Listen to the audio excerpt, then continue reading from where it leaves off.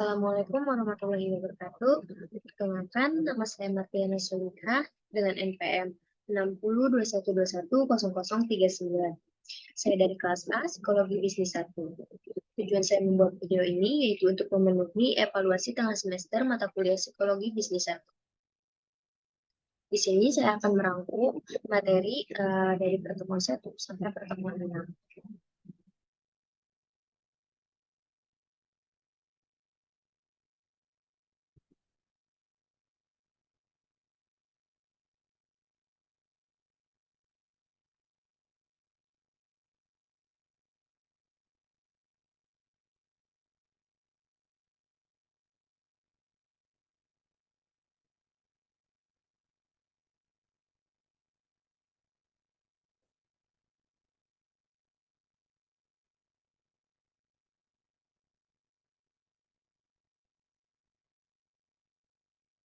Baik, di sini saya akan menjelaskan mengenai bisnis psikologi kelompok, uh, grid dan psychological capital, organizational commitment, work engagement dan organizational leadership behavior atau CE, dan yang keempat yaitu ada knowledge sharing dan innovation. Kemudian ada yang kelima ada EQ, interpersonal skill dan juga communication. Dan yang terakhir yaitu ada job satisfaction, productivity, dan performance.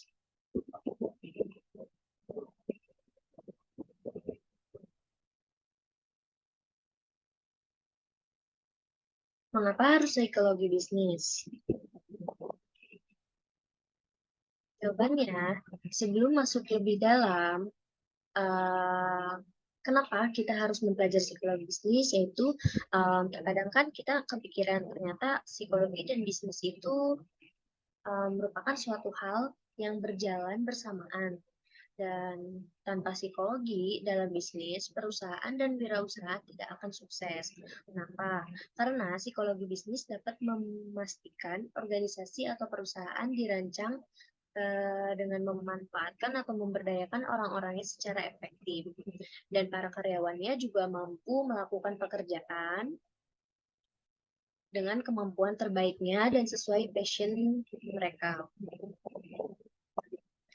Dan dari penerapan hal tersebut, karyawan juga akan terlihat lebih bahagia, terlibat, dan produktif dalam pekerjaannya. Nah, kemudian mengapa kita menginginkan orang-orang bahagia dalam bekerja? Tentunya bahagia itu dibutuhkan dalam proses bekerja. Karena jika kita tidak bahagia, maka keadaan tersebut akan mempengaruhi cara kerja kita. Yang mana cara kerja kita, jika cara kerja kita buruk, maka dampaknya akan pada perusahaan. Jadi contohnya seperti kalau misalkan mood kita tidak baik nih, lagi marah-marah atau lagi nggak senang dan kita memaksakan untuk kerja, maka yang ada nanti ketika kita melayani customer, amarah kita dilampiaskan kepada mereka dan itu membuat rugi. Kemudian selain itu, psikologi bisnis juga mengintegrasikan studi psikologi manusia, yaitu dengan aplikasi bisnis praktis yang mana dapat meningkatkan lingkungan kerja karyawan, meningkatkan produktivitas, dan juga mengatur orang-orang di perusahaan. Psikologi bisnis sendiri mempunyai tujuan, yaitu untuk mempelajari lebih dalam perilaku manusia dan juga kaitannya, yaitu dengan gaya hidup di perusahaan, dan menciptakan kondisi tempat kerja yang lebih ramah lingkungan, dan juga menciptakan bisnis yang berkelanjutan, kinerja yang efektif, dan pertumbuhan maksimal karyawan.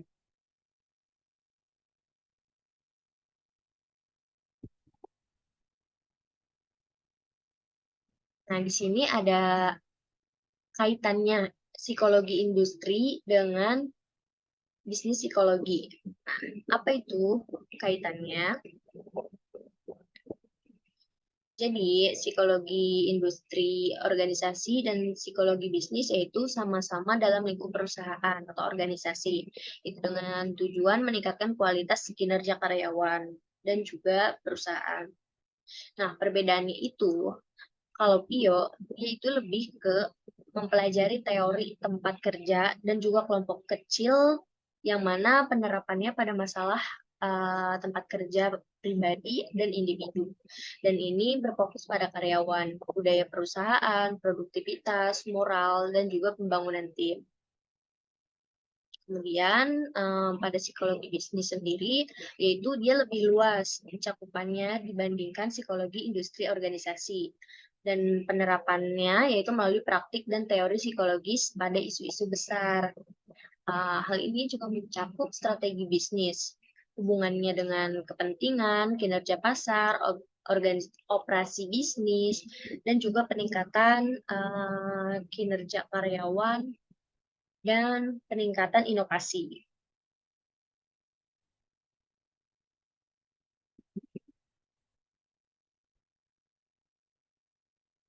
Nah, selain itu, perbedaan yang mencolok dari PIO dan juga psikologi bisnis, yaitu terletak pada psikologi bisnis ini ilmu yang menentukan secara efektif untuk mengembangkan kualitas karyawan, membahas strategi dalam berbisnis hingga perusahaan, yang mana dapat menciptakan perusahaan yang mendapat profit maksimal yang berjangka panjang dan juga berkembang. Sedangkan PIO ini dia lebih berfokus pada untuk seleksi karyawan, rekrutmen, dan juga budaya perusahaan, yang mana tujuannya juga memunculkan perilaku kerjasama yang baik dalam menimbulkan tempat kerja yang baik.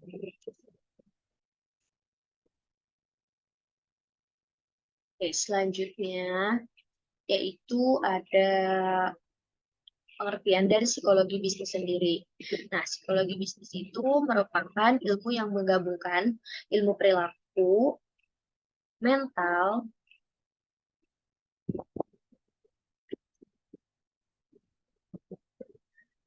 kognisi, dan dengan ilmu dalam bisnis.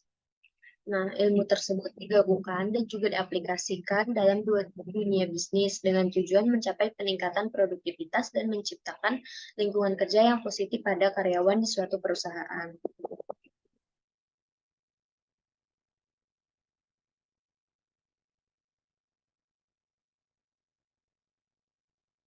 Selanjutnya, di sini ada determinan of national competitive advantage, di mana di sini terdapat change, strategi, struktur, and rivalry. Kemudian ada faktor condition, ada demand condition, kemudian ada relate and supporting industries, kemudian ada government.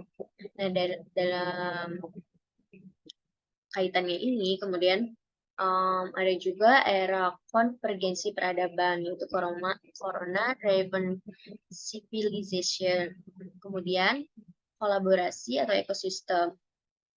Dan di antara hal tersebut juga terdapat selfish or silo ecosystem, eksklusif sosial, fragmentasi, single app.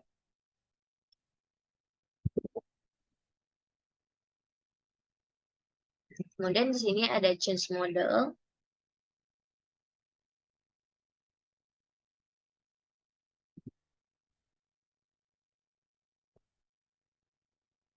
Change model ini yang pertama yaitu ada three stage model. Yang pertama yaitu ada unfreezing. Di sana menjelaskan bahwa memberikan alasan untuk perubahan. Kemudian menciptakan sedikit rasa bersalah atau kecemasan karena tidak berubah. Nah, yang ketiga juga ada menciptakan rasa aman psikologis mengenai perubahan. Kemudian yang kedua ada moving. Nah, moving ini memberikan informasi yang mencurigai perubahan yang diusulkan. Terus juga terdapat perubahan perilaku yang sebenarnya dalam mengambil tindakan, membuat perubahan atau melibatkan orang. Kemudian ada juga rephrasing, yaitu penerapan sistem evaluasi yang baru. Dan yang nah, poin satu lagi yaitu ada penerapan sistem perekrutan dan juga promosi baru. Yang mana dalam rebridging ini menciptakan perubahan yang permanen, menetapkan cara-cara baru, menghargai hasil yang diinginkan. Jadi dalam kita membentuk new normal itu terdapat hal baru, aplikasi baru, keahlian atau kompetensi baru. Karena untuk bisa survive dan mencapai bisnis yang sustainable, maka sebagai pebisnis kita harus mampu mengelola dan memenangkan persaingan dan juga perubahan, di mana hal ini terkait dengan manusia dan lingkungannya.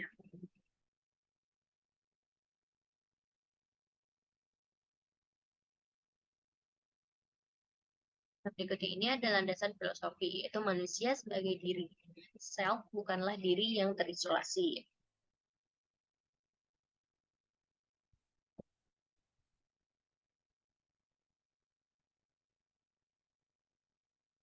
Nah, di sini asumsi dasar tentang manusia. Nah, manusia itu bertumbuh dan berkembang bersama manusia lain.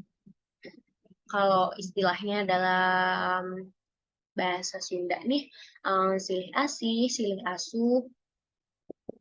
Nah, kemudian ada juga egoisme kelompok dan eksklusivisme, yaitu merupakan penghambat dalam kemajuan suatu bangsa, di mana mereka menjadi bagian dari masalah, bukan solusi.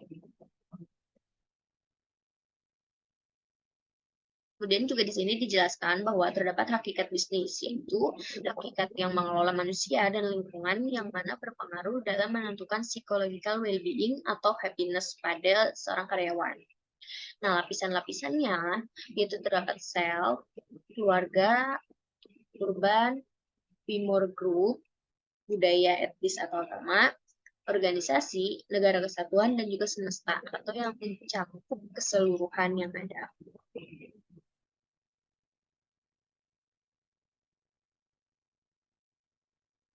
Nah, kemudian juga ada berpikir kesisteman, end-to-end business process. Ini terdapat input, proses, dan output. Nah, juga disebutkan bahwa terdapat outcome, benefit, dan juga impact. Kemudian mendapatkan feedback dan improvement. Sini juga ada kerangka bisnis psychology framework. Nah, kerangka psikologi bisnis. Yang pertama yaitu ada direction capital, kedua ada organization capital, yang ketiga ada human capital. Nah, dari ketiga ini kemudian kita akan mendapatkan output.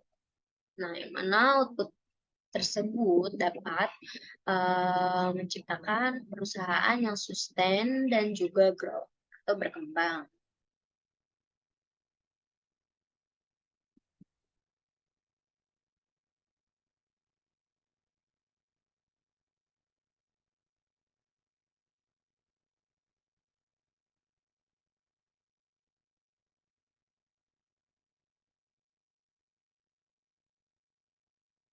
Nah, kerangka psikologi bisnis ini yaitu dimaksudkan untuk melakukan bisnis yang tangguh, dan menjadi tangguh, yang mana didasari dengan memahami arah organisasi dan juga filosofi dari sebuah usaha.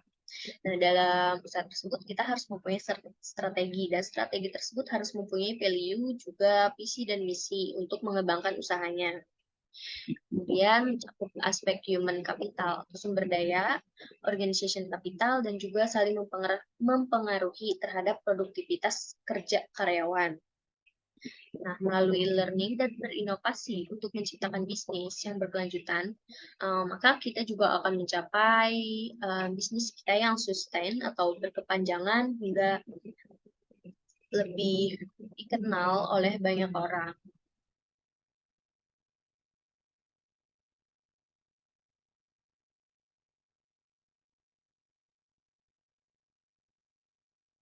Di sini juga ada penjelasannya, di mana bisnis psychology framework yaitu adalah kerangka kerja yang terorganisir dan juga mencakup aspek dalam bisnis, yang mana hal tersebut dapat menunjang kinerja, potensi, dan juga kompetensi bisnis dalam suatu organisasi.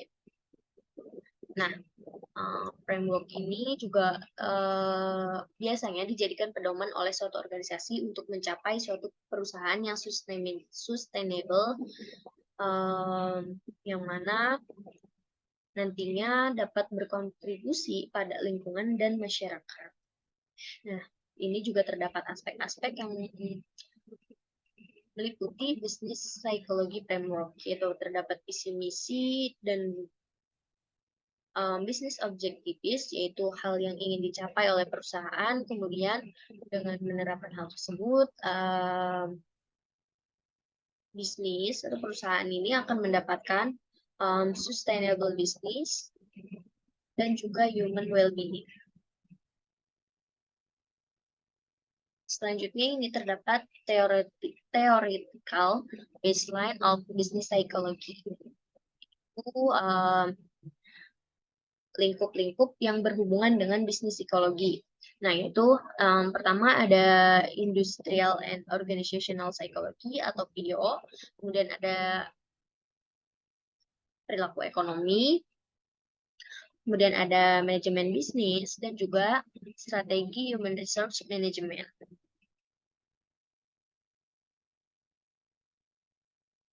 Nah, di sini juga dijelaskan bahwa terdapat bisnis psikologi konsep.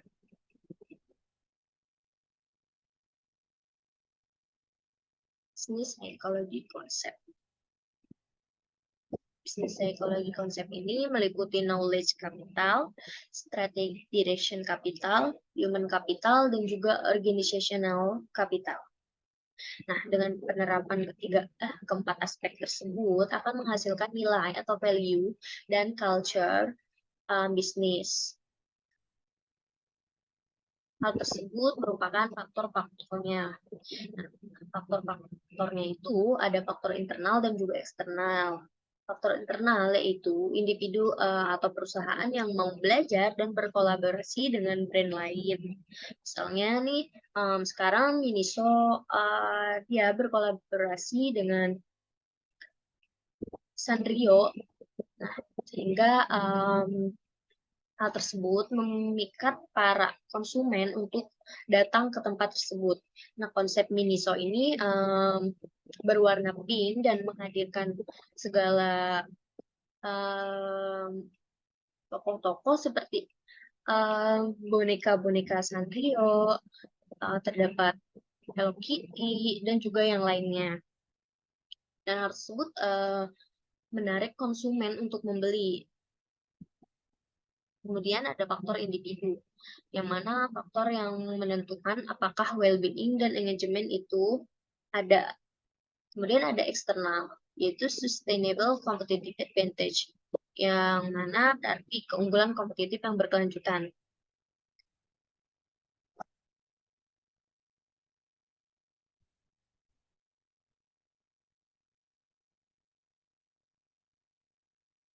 Ini juga terdapat versi pendek dari kerangka kerja psikologi bisnis. Poin-poinnya yaitu masih sama, terdapat misi, visi, value, filosofi, story. Kemudian terdapat CR, HCR, dan juga knowledge management system. Dan juga kompetitif, kemudian produktivitas, human well-being atau happiness. Kemudian menciptakan bisnis yang sustain.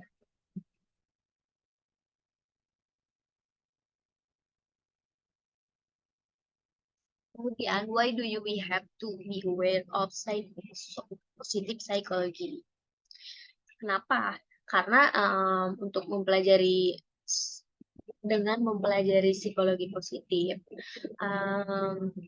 individu akan mengubah pandangan negatif mereka kepada pandangan yang lebih optimis untuk meningkatkan kualitas hidup mereka. Di mana psikologi positif sendiri menjelaskan bahwa tujuannya yaitu mendorong seseorang untuk menemukan dan memelihara kekuatan karakter mereka daripada menyalurkan upaya mereka untuk memperbaiki kekurangan. Nah, dalam psikologi positif ini terdapat 3 pilar utama, yaitu yang pertama ada karakter positif, yaitu rasa ingin tahu, open-minded, rendah hati, dan seterusnya. Kemudian juga ada emosi positif, yaitu berupa kebahagiaan, love, bersyukur, dan humor. Kemudian juga ada institusi positif, yaitu pemerintahan demokrasi, organisasi yang menjunjung hak kebebasan. Nah, selain psikologi positif juga terdapat grit. Grit itu merupakan ketekunan atau kegigihan seseorang untuk mencapai tujuannya. Nah, karakteristik dari grit ini yaitu keberanian, tujuan dan ketahanan jangka panjang, kesadaran atau dapat diandalkan, dan juga bertanggung jawab. Kemudian resilience, mampu bertahan dalam keadaan sulit, dan juga excellent, mampu memecahkan masalahnya. Selain itu juga ada psikologi kapital, yaitu kapasitas psikologi individu yang berkembang secara positif dengan beberapa karakteristik, yaitu self-efficacy, optimism, hope, dan resilience. Nah, dimensi dari psikologi kapital ini yaitu Hore, ada hope, optimism, resiliensi, dan juga self-efficacy. Selanjutnya yaitu ada adversity question. Adversity question ini merupakan kemampuan seseorang untuk berpikir, mengelola, dan menghadapi kesulitan dalam hidup. Nah, IQ ini menggambarkan individu yang dapat memecahkan masalah.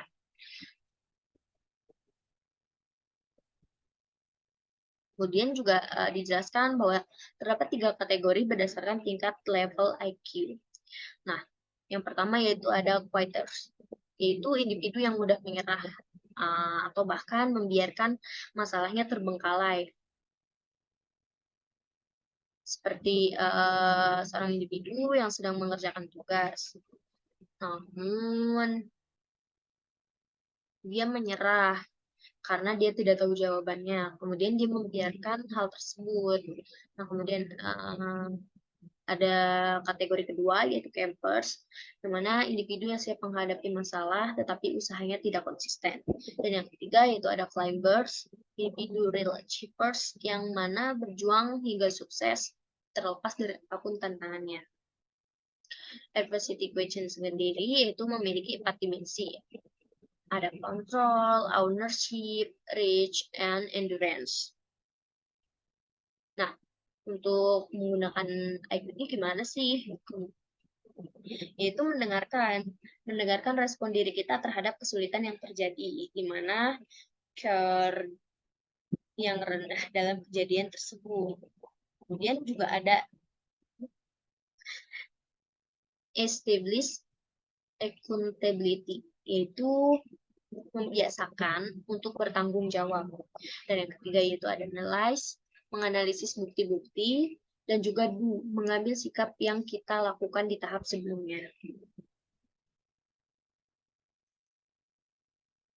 Kemudian ini bab baru, yaitu organizational commitment dan juga work engagement. Nah,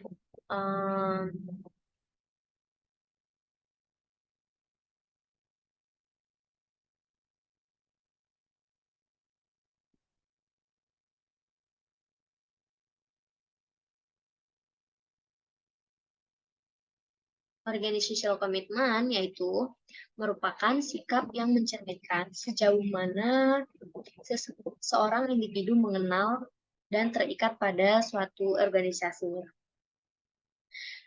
Organizational commitment ini memiliki 3 dimensi. Yang pertama yaitu ada affective commitment.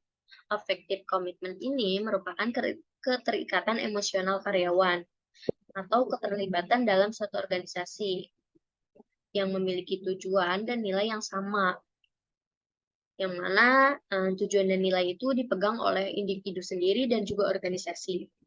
Kemudian kedua, ada normatif komitmen, itu yang menggambarkan perasaan keterikatan untuk terus berada dalam suatu organisasi tersebut. Yaitu dia merasa ada kewajiban yang memotivasi dirinya untuk melakukan tindakan yang tepat bagi organisasi. Kemudian yang ketiga, yaitu ada continuance komitmen.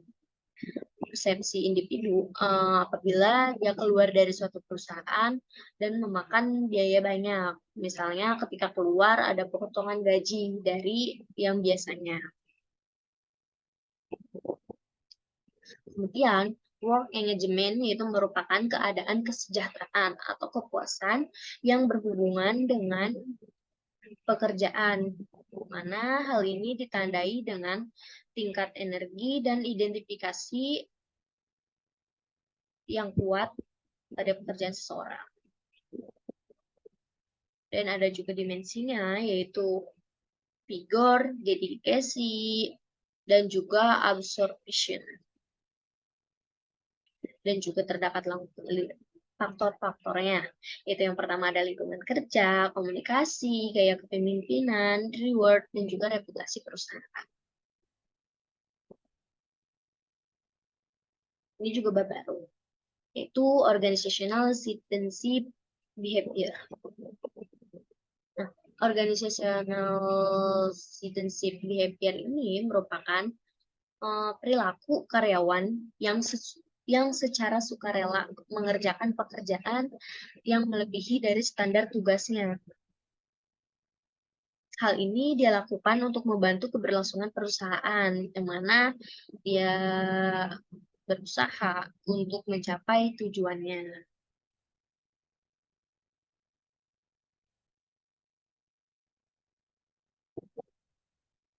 Nah, di sini juga terdapat dimensi. Yang pertama yaitu ada consciousness, yaitu kinerja dari prasyarat peran yang melebihi standar minimum. Misalnya dia tidak atau lupa absen di hari kerja. Kemudian sportsmanship, yang mana hal tersebut menunjukkan kesediaan individu untuk mentolerir kondisi atau tindakan yang menguntungkan kakak pengeluh. Kemudian yang ketiga yaitu ada civic virtue, yaitu perilaku untuk berusaha berpartisipasi dan menunjukkan empati terhadap kelangsungan hidup organisasi. Dan yang keempat yaitu ada courtesy, yaitu perilaku sopan yang sesuai aturan dan dapat mencegah timbulnya konflik interpersonal. Dan yang terakhir yaitu ada altruism, yaitu membantu orang lain untuk melakukan pekerjaan mereka dengan baik.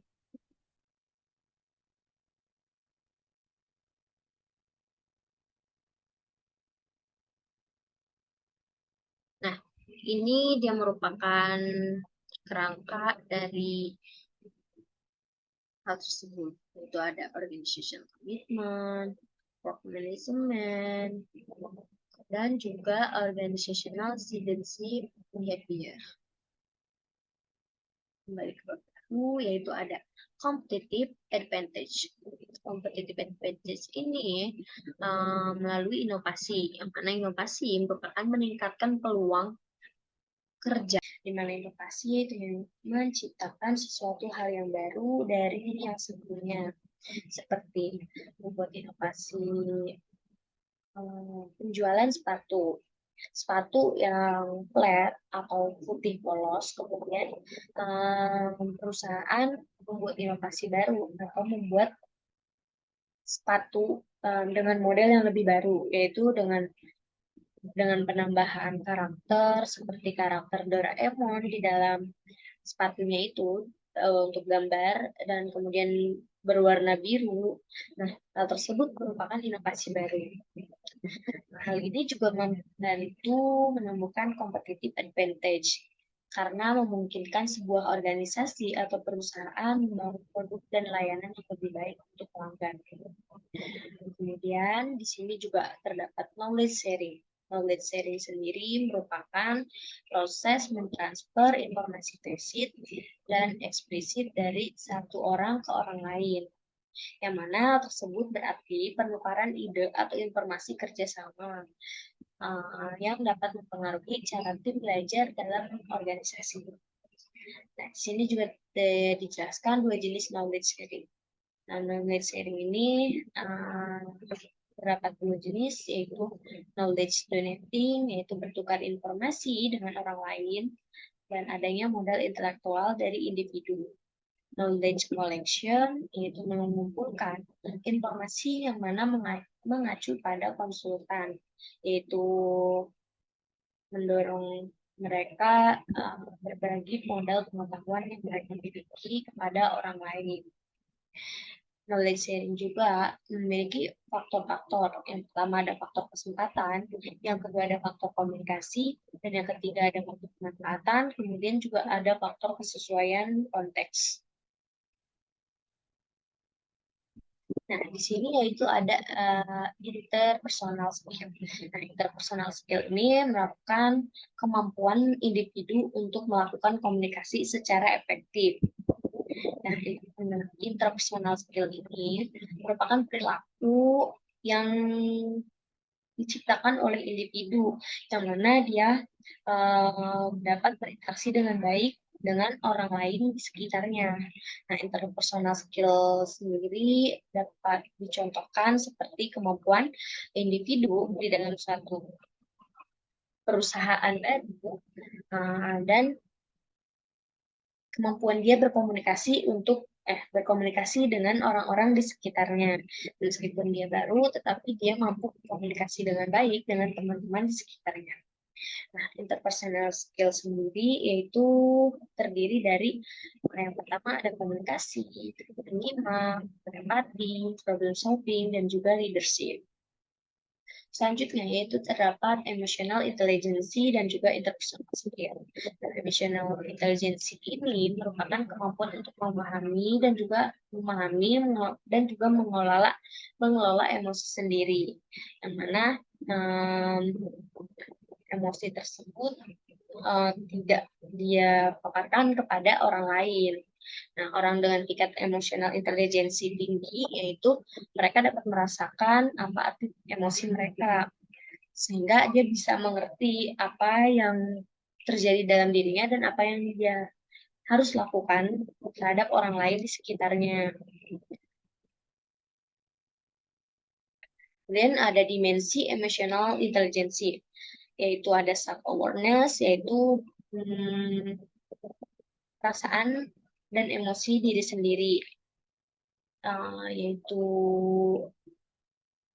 pemahaman mengenai emosi dan perasaan diri sendiri, yang mana dia dapat memahami tindakan dia yang bisa mempengaruhi orang lain. Kemudian ada self regulasi, itu peningkatan kontrol diri, dan ada motivasi, yaitu bekerja secara konsisten untuk mencapai tujuan. Dan yang keempat itu ada empati, kemampuan untuk menempatkan diri dalam situasi orang lain. Dan juga ada social skill, itu kemampuan seseorang untuk berkomunikasi dengan baik. Nah, ini juga terdapat job satisfaction, productivity, dan juga performance. Job satisfaction ini merupakan perasaan positif seseorang tentang pekerjaan yang dihasilkan dari evaluasi dan juga karakteristiknya, di mana individu memiliki tingkat kepuasan tinggi ketika dia melakukan tindakan positif dalam mengerjakan pekerjaannya. Sebaliknya, jika orang tidak puas, maka dia akan melakukan tindakan yang negatif.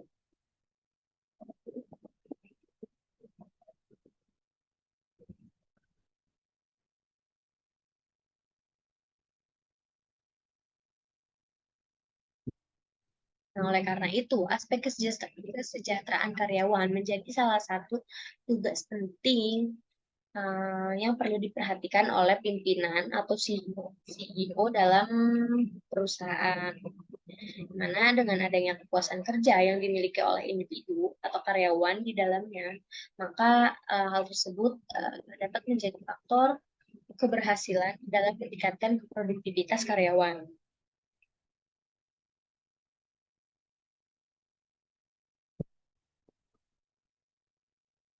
Nah, ini manfaat-manfaatnya itu bisa kita lihat, yaitu dapat meningkatkan keuntungan organisasi, produktivitas karyawan yang tinggi, dan juga kecil kemungkinan untuk meninggalkan perusahaan. Nah, ini di sini terdapat penjelasan produktivitas. Karena produktivitas itu merupakan perilaku karyawan yang memberikan kontribusi positif terhadap tujuan dan sasaran dari perusahaan yang dia tempat dia bekerja.